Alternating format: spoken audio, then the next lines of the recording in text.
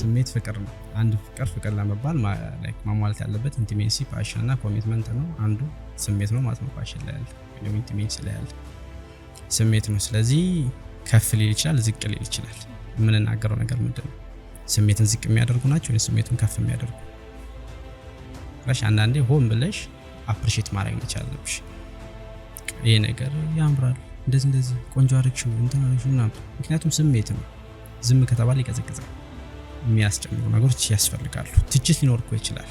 ነገር ግን ትችቶችሽን ሁለት መስመር ብታደርጊያቸውና ከላይ መጀመሪያ ላይ አድናቆት፣ ይሄ ነገርሽ በጣም አሪፍ ነው፣ እንደዚህ ቆንጆ ነው፣ እንደዚህ አድርገሻል፣ በጣም አሪፍ፣ ግን እቺ ነገር እንደዚህ ታስተካክያት፣ ሌላው ደግሞ እንትኑ ነው በጣም ነው የሚያምር። ስሜቷን ከፍ የሚያደርግ ነገር አድርግሽላት፣ አፕሪሺየት አድርግሻት። ከዛ መናገር የምትፈልጊያትን ነገር ተናገርሽ፣ ማስተካከል ያለባት። ከዛስ በምን እንደመደምሽ ገባሽ? ያ ነገር አሁን ይሄ ስሜቱን ፍቅር የሚባለውን ስሜቱን ከዝቅ የሚያደርገው ነገር ያቆመዋል ማለት ነው። ምክንያቱም ጥሩ ነገር ሰተሻታል።